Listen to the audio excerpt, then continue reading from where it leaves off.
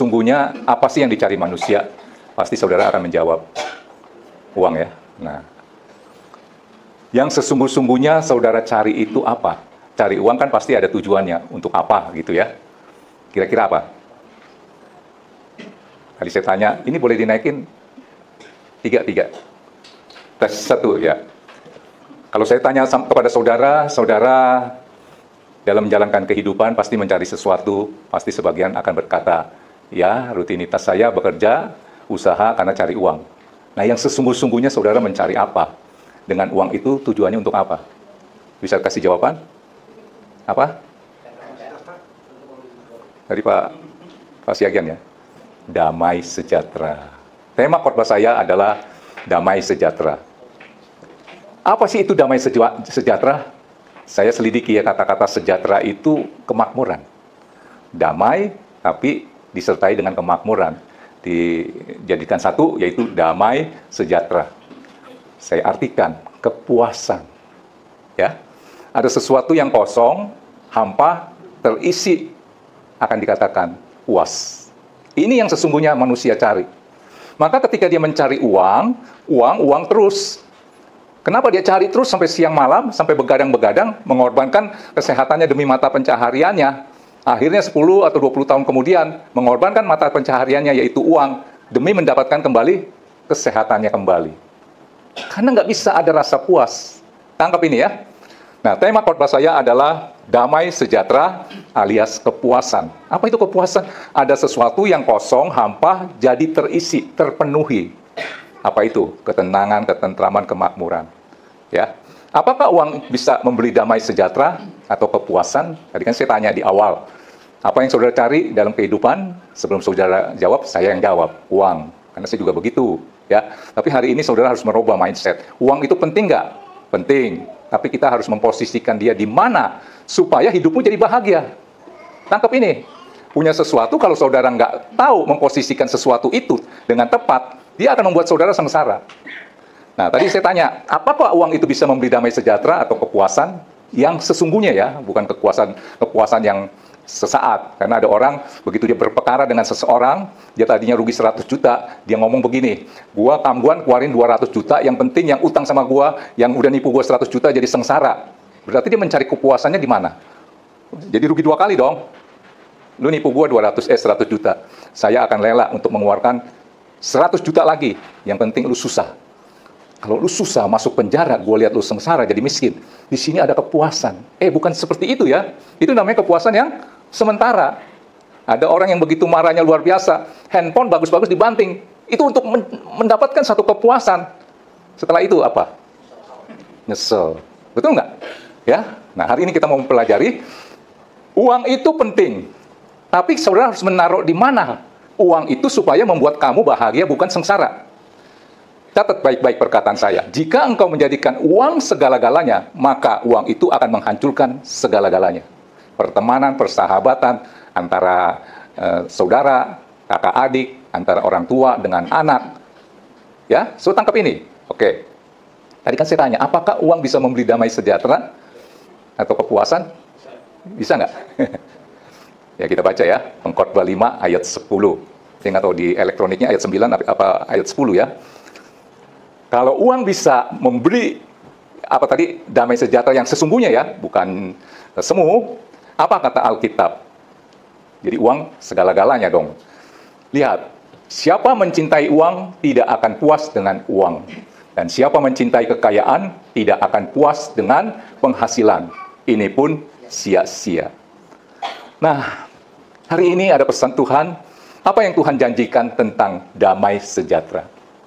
Kalau saya berdoa selalu mintanya, kiranya damai sejahtera Tuhan turun, gitu ya.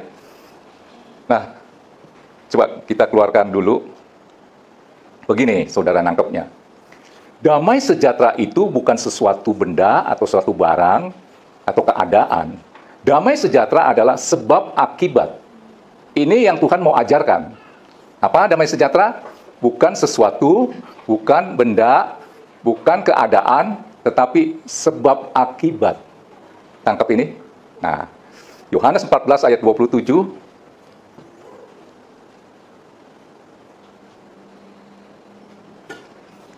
Tuhan menjanjikan satu damai sejahtera yang secara umum orang tahulah kalau damai sejahtera itu kan kalau ininya adalah kemakmuran. Pasti, wah kalau dia banyak uang, kecukupan, tidak pernah kekurangan, sehat selalu, betul nggak? Rukun, pemikiran kita begitu ya. Coba apa kata firman? Damai sejahtera kutinggalkan bagimu, damai sejahtera kuberikan kepadamu, dan apa yang kuberikan tidak seperti yang diberikan oleh dunia kepadamu. Janganlah gelisah dan gentar hatimu. Ternyata Tuhan memberi satu damai sejahtera itu beda dengan dunia berikan, yang dunia janjikan. Nah, ini kita mau pelajari. Ya.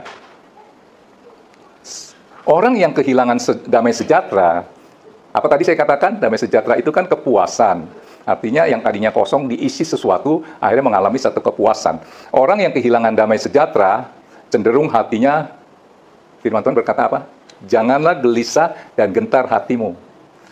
Orang yang kehilangan damai sejahtera cenderung hatinya gelisah, gentar, takut. Dihantui rasa bersalah, seolah-olah akan mendapat hukuman. Dunia dan akhirat. Tangkap ini, sehingga bisa jadi depresi. Sudah tangkap ini. Hatinya kosong. Nah, ini orang yang kehilangan damai sejahtera. Kenapa? Ini, Evan, dinaikin dah gennya. Gennya, nomor 3 ya. Tes. Nomor 3 ya, udah ya. Oke. Hatinya kosong. Itu ciri-ciri orang yang kehilangan damai sejahtera. Apa itu? Ketiadaan firman. Apalagi? Tiadanya hadirat Tuhan. Ketiadaan roh Tuhan. Tangkap ini. Sehingga saudara tahu, Daud, dia mau musuhnya sebesar apa, dia nggak takut. Goliat, dia nggak takut. Pasukan yang besar, musuhnya begitu banyak, dia nggak takut. Yang dia takut satu ini. Tadi saya katakan apa? Hati orang yang tidak ada damai sejahtera, kosong, ketiadaan firman, tidak adanya hadirat Tuhan, ketiadaan roh Tuhan. Coba dikeluarkan, Mazmur 51 ayat 11. Daud paling takut sama ini. Lihat. Karena dia sudah ngerasain. Saudara kalau udah pernah ngerasain hadirat Tuhan, saudara lepas dari hadirat Tuhan, itu yang paling saudara takuti. Tapi kalau saudara belum ngerasain, memang susah saya ceritanya. Ya. Seberapa penting dan berapa nikmat, berapa berharga itu hadirat Tuhan. Yaitu roh Tuhan diam di dalam kita. Saya sering katakan, kalau ada roh Tuhan, 1 juta itu kita bisa bahagia. Tanpa roh Tuhan, 10 juta itu kurang. Akhirnya ngoyo, tambahin lagi 100 juta. Nggak bisa cukup. Kenapa? Hampa. Ketiadaan firman, ketiadaan roh Tuhan. Ada roh Tuhan di dalam kita. Mau 100.000, kita bisa bilang cukup dan puas. Ini perbedaan. Kalau dunia tawarkan damai sejahteranya, ya lu harus hidup melimpah, makanya kerja lu setengah mati. Anak-anak nggak ada waktu, maksudnya sama anak-anak nggak ada waktu, totonya anaknya besar aja. Karena waktu pulang malam, anaknya tidur. Waktu pagi-pagi, anaknya udah berangkat, atau bapaknya lah udah berangkat, anaknya belum bangun. Ada kan kejadian seperti itu, sampai bertahun-tahun kemudian, satu hari bapaknya pulangnya mungkin agak cepat, si anaknya bingung, bilang sama mamanya, ada si om tuh, ada tamu, padahal itu bapaknya. Kenapa? Kerja terus. Tangkap ini ya. Nah, yang Daud paling takuti adalah ini. Janganlah membuang aku dari hadapanmu. Dan ini, janganlah mengambil rohmu yang kudus daripadaku. Mazmur 51 ini keluhan Daud ketika dia jatuh dalam dosa. Yaitu dia berzina dengan istri orang lain. Sudah tangkap? Yaitu Batseba. Tangkap ini ya. Nah, dalam dunia nyata, saudara mungkin kenal, ada seorang penyanyi, dulunya kur di gereja, jadi WL, suaranya mantep banget, mantep banget, orang kulit hitam, wanita, saudara tahu siapa namanya? Whitney Houston. Itu dulu dia mantan WL tuh, kayak siapa tadi? Si Melvis. 5 tahun kemudian, misalnya ya, ikut Indonesia Idol, terangkat namanya, dia tinggalin pelayanan, terjun ke dunia tarik suara dan main film, terkenal. Saudara tahu nggak, Whitney Houston itu, dia meninggal kenapa coba? Menjelang penerimaan Grammy Award, saudara tahu kan? Besokannya nih mau penyerahan Grammy Award, dia meninggal kenapa? Overdosis, makan obat tenang. Hatinya hampa. Dia pernah merasakan hadirat Tuhan itu begitu berharga dulu, tapi dia sudah dibutakan dengan ilah lain. Ya dengan dunia yang gemelap, dunia apa tuh? Ya Hollywood lah, apalah gitu ya. Akhirnya hatinya kosong. Untuk mau punya rasa tenang, dia seperti kecanduan dengan obat tenang. Sampai di penerimaan Grammy Award itu, hatinya begitu gelisah. Dia mau cari ketenangan, dia minum obat. Akhirnya overdosis dan dia meninggal dunia.